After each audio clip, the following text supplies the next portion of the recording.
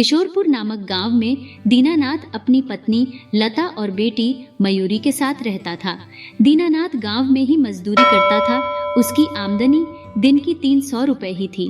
दीनानाथ पैसों से धनी नहीं था, लेकिन वह एक नेक और ईमानदार इंसान था। शाम को दीनानाथ मजदूरी करके घर आता है। तभी मयूरी तैयार होकर अपने कमरे से बाहर आती है। माँ, मैं अपनी सहेली गुंजन की शादी में जा रही हूँ। 10-11 बजे तक घर वापस आ जाऊंगी। बिटिया, तुझे आते आते तो बहुत रात हो जाएगी। रात में अकेले मत आना बिटिया, तेरे पापा तुझे लेने आ जाएंगे। आप लेकर आ जाओगे ना मयूरी को उसकी सहेली के यहाँ से? हाँ बेटा, तू वहीं रुक जाना, मैं लेने आ जाऊंगा। ठीक है माँ, भेज देना पिताजी को। मैं जाती हूँ, मुझे बहुत देर हो रही है। मयूरी घर से निकल जाती है और लता खाना बनाने लग जाती है। लता को अपनी बेटी मयूरी की शादी की बहुत चिंता थी। वह खाना बनाते बनाते भी अपनी बेटी के बारे में सोच रही थी। कुछ देर बाद लता अपने पति दीनानाथ से कहती है, जी सुनिए, अब तो हमारी बेटी मयूरी की भी शादी की उम्र हो गई है, लेकिन इस गरीबी की वजह से कोई भी रिश्ता हमारे घर तक नहीं आ रहा है। हाँ लता, मुझे भी हर समय मयूरी की शादी की ही चिंता सताती रहती है। पता नहीं हमारी बेटी मयूरी की शादी कब होगी। कौन करेगा हम गरीब की बेटी से शादी? हाँ, अब तो भगवान ही हम गरीब का भाग्य चमका सकते हैं। सब कुछ भगवान के हाथों में छोड़ देते हैं, सब अच्छा ही होगा।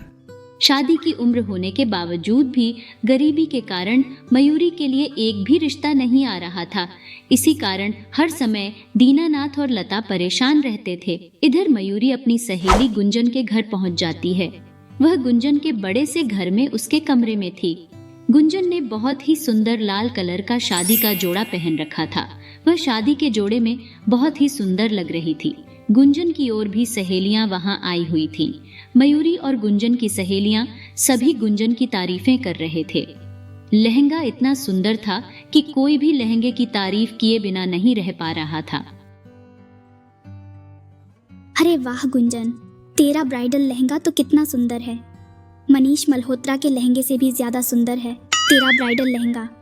मैं भी मेरी शादी में ऐसा ही ब्राइडल लहंगा लेकर आऊंगी। हाँ मयूरी, सुंदर तो होगा ना। पूरे 1 लाख का लहंगा है। अरे वाह गुंजन, 1 लाख का लहंगा। मैं भी मेरी शादी में ऐसा ही लाल कलर का ब्राइडल लहंगा लेकर आऊंगी। पर यह गरीब कैसे इतना महंगा और सुंदर लहंगा पहन पाएगी अपनी शादी में? ब्राइडल लहंगा तो यह तब लेकर आएगी ना महक, जब इस गरीब से कोई शादी करेगा। गुंजन की सभी सहेलियां मयूरी का मजाक उड़ा रही थीं और उसके ऊपर हंस रही थीं। वे सभी भी गुंजन की तरह एक अमीर परिवार से थीं। गुंजन अमीर जरूर थी, लेकिन उसे अमीर होने का कोई घमंड नहीं था। उसे बहुत दुख हो रहा था जब सब मयूरी का मजाक उड़ा रहे थे। तुम सब चुप हो जाओ, क्यों मयूरी का मजाक उड़ा रही हो? सभी मयूरी की गरीबी का मजाक उड़ाकर उसका अपमान कर रहे थे। मयूरी को बहुत बुरा लग रहा था, इसलिए वह शादी को छोड़कर अपने घर वापस आ गई। मयूरी को दुखी देखकर उसके माता पिता उससे पूछते हैं, क्या हुआ बेटा, तू इतनी जल्दी घर कैसे वापस आ गई? तू तो 10 बजे आने वाली थी ना। मयूरी अपने माता पिता को गुंजन के घर जो भी हुआ सब कुछ बता देती है। यह सुनकर उसके माता पिता बहुत दुखी हुए। कोई बात नहीं बिटिया, हम तेरे लिए भी ऐसा ही ब्राइडल लहंगा लेकर आएंगे। तू दुखी मत हो, अपने कमरे में जा और आराम कर। मयूरी अपने कमरे में चली जाती है। कुछ दिनों बाद उसके लिए गांव के ही एक गरीब लड़के राहुल का रिश्ता आया। राहुल अपने माता पिता के साथ मयूरी को देखने उसके घर आया था। बहन जी, हमें आपकी बेटी मयूरी बहुत पसंद है। अगर आपको ठीक लगे तो अगले महीने ही अच्छा मुहूर्त देखकर शादी कर देते हैं। ठीक है बहन जी, जैसा आपको ठीक लगे। तभी राहुल अपने माता पिता के साथ रिश्ता पक्का करके घर चले जाते हैं।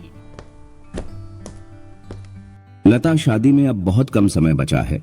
हमने जो भी पैसे मयूरी की शादी के लिए बचाकर रखे हुए हैं वह निकाल कर रखना। कुछ देर बाद दीनानाथ पैसे खाने वाले, मंडप वाले और लोगों को एडवांस में दे देता है। कुछ दिन ऐसे ही बीत गए। एक दिन मयूरी अपने माता पिता से कहती है, मुझे शादी के लिए आप क्या दिला रहे हो? तुझे क्या चाहिए बिटिया? तुझे जो चाहिए तू ले लेना। माँ, मुझे भी गुंजन जैसा ही लहंगा चाहिए। उसका ब्राइडल लहंगा बहुत ही अच्छा था। लेकिन बिटिया, वैसे लहंगे तो बहुत महंगे मिलते हैं। हम इतना महंगा लहंगा कैसे खरीदेंगे? मयूरी दुखी होकर बोलती है, ठीक है माँ, आप जो भी लेकर आएंगे मैं पहन लूंगी। इतना कहकर मयूरी वहाँ से चली जाती है। तभी लता अपने पति से कहती है, जी, हमें अपनी बेटी की इच्छा पूरी करने के लिए कुछ तो करना पड़ेगा। हाँ लता, हम उसे ऐसे नाराज नहीं देख सकते। लेकिन इतना महंगा लहंगा हम कैसे खरीद पाएंगे? एक रास्ता है लता, हम अपने घर को गिरवी रख देते हैं जिससे पैसे आ जाएंगे, और मयूरी बेटी के लिए ब्राइडल लहंगा भी। दीनानाथ गांव के सेठ के पास जाकर अपने घर को गिरवी रख देता है। सेठ दीनानाथ को घर गिरवी रखने के कुछ पैसे दे देता है और दीनानाथ पैसों से मयूरी के लिए लहंगा लेकर घर आ जाता है। कुछ देर बाद, ये लो मयूरी बेटा, तुम्हारा शादी का ब्राइडल लहंगा जैसा तुम्हें चाहिए था। अरे वाह पिताजी, ये ब्राइडल लहंगा तो गुंजन के लहंगे से भी अच्छा है। मुझे ऐसा ही लहंगा चाहिए था। मयूरी अपना ब्राइडल लहंगा देखकर बहुत खुश हुई और उसके माता पिता की परेशानी भी दूर हो गई। अब शादी में एक ही दिन बचा था, लेकिन उनके ऊपर एक मुसीबत और आ जाती है। अचानक उनके घर में पता नहीं कैसे आग लग गई। लता, दीनानाथ और मयूरी अपनी जान बचाकर घर से बाहर निकलकर आ जाते हैं, लेकिन घर और मयूरी का ब्राइडल लहंगा जलकर राख हो चुका था।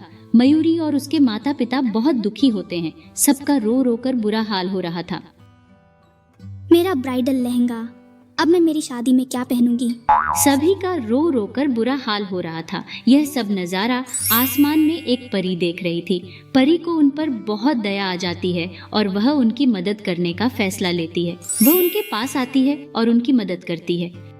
अरे इतना नहीं रो, मैं तुम्हारी मदद करूंगी। मैं जानती हूँ तुम सब बहुत नेक और ईमानदार हो। रो मत, मुझे पता है कल तुम्हारी शादी है।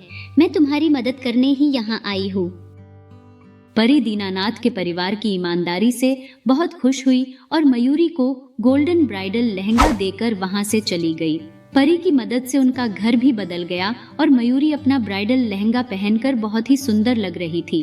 वह किसी अप्सरा से कम नहीं लग रही थी।